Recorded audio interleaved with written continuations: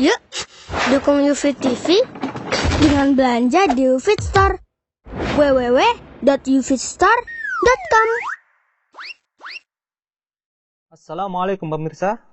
Kembali kita lanjutkan rubrik konsultasi syariah bersama Ustadz Ami Nur Bait.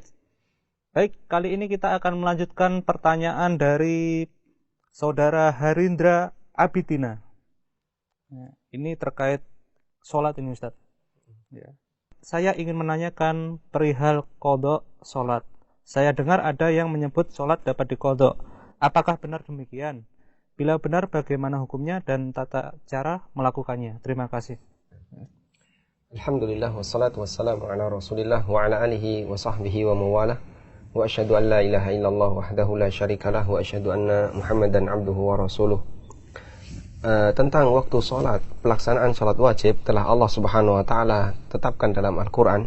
Allah Subhanahu wa taala berfirman, "Innas salata kanat 'alal mu'minina kitaban mawquta." Sesungguhnya salat adalah kewajiban yang dibebankan bagi orang-orang yang beriman, mawquta yang dia dibatasi waktu.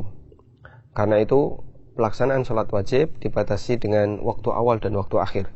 Sebagaimana Allah Subhanahu wa taala tidak menerima orang yang melaksanakan salat sebelum masuk waktunya, sebelum masuk waktu awal, Allah Subhanahu wa taala juga tidak menerima orang yang melaksanakan salat setelah keluar waktu. Karena salat dibatasi oleh dua waktu. Karena itu pada asalnya salat tidak sah kecuali dilakukan di waktu yang telah disediakan. Lalu bagaimana jika ada orang yang dia tidak bisa mengerjakan sholat di waktu yang telah disediakan? Seperti di kereta api. Seperti orang yang melakukan safar. Atau mungkin contoh realnya seperti orang yang dia kelupaan mungkin, atau dia ketiduran. Mengenai kasus semacam ini telah dijelaskan oleh Nabi SAW dalam hadis dari Anas bin Malik radhiyallahu anhu.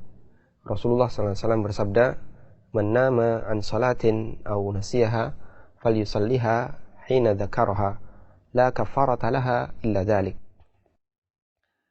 Barang siapa yang ketiduran sehingga tidak sempat untuk melaksanakan salat di waktunya, atau dia kelupaan sehingga dia tidak bisa salat pada waktunya, falyusalliha hina dzakaraha, maka hendaknya dia kerjakan salat itu ketika dia ingat.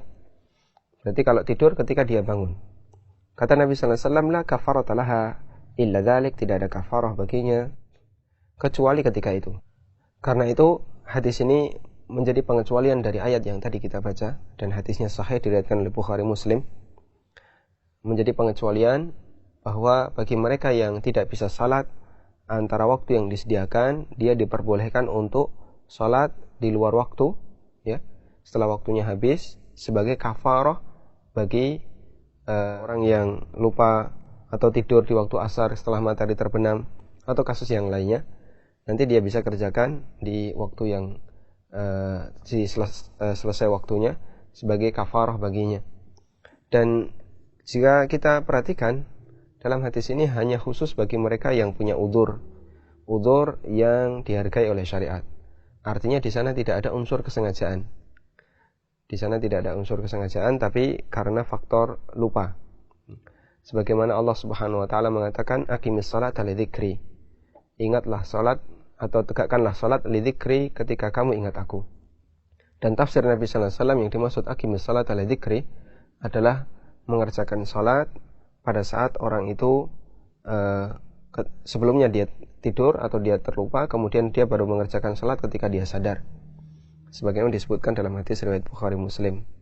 Karena itu khusus bagi mereka yang tidak sengaja sehingga tidak bisa salat di waktu yang telah disediakan, maka dia salat di waktu setelah selesai waktu sebagai bentuk kafarah. Tapi bagi orang yang dia tahu bahwasanya dia belum salat dan dia tahu batas waktu, maka wajib baginya untuk mengerjakan salat di waktu yang telah disediakan. Dia tidak boleh secara sengaja menunda pelaksanaan salat. Bagaimana kalau misalnya dia berada di sebuah tempat yang tidak bisa memenuhi syarat salat? Misalnya dia di kendaraan yang tidak bisa wudu, atau dia berada di tempat yang dia tidak bisa membersihkan najis yang ada di badannya atau yang ada di pakaiannya, sementara waktu sholat mau habis. Maka dalam kondisi ini dia boleh sholat tanpa harus memenuhi persyaratan yang tidak mampu dia lakukan. Dan jika ada penggantinya maka dia ganti. Ini teorinya ya. Contoh yang ada penggantinya, misalnya dia tidak bisa wudhu maka diganti dengan tayamum. Kemudian kalau contoh yang tidak ada penggantinya, misalnya di pakaiannya ada najis, sementara dia tidak mampu untuk membersihkan najis itu karena tidak ada alat untuk membersihkannya, maka dia boleh sholat dalam kondisi ada najis di pakaiannya karena terpaksa. Tapi dia tidak boleh menunda. Dia tunggu sampai di rumah terus ganti pakaian pada waktu sholat sudah habis, nggak boleh. Harus dia kerjakan di tempat ketika dia tahu bahwasanya waktu sholat mau habis. Demikian, wallahu a'lam. Demikian jawaban dari Ustadz Ami. Semoga kita bisa mengambil manfaatnya. Anda bisa mengajukan pertanyaan melalui email kami, tanya@konsultasisariah.com. Insya Allah pertanyaan yang dipilih akan kami bacakan pada video berikutnya. Demikian, wassalamualaikum warahmatullahi wabarakatuh.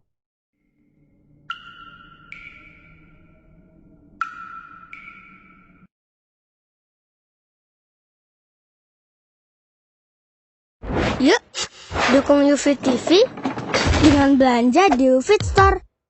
www.ufitstore.com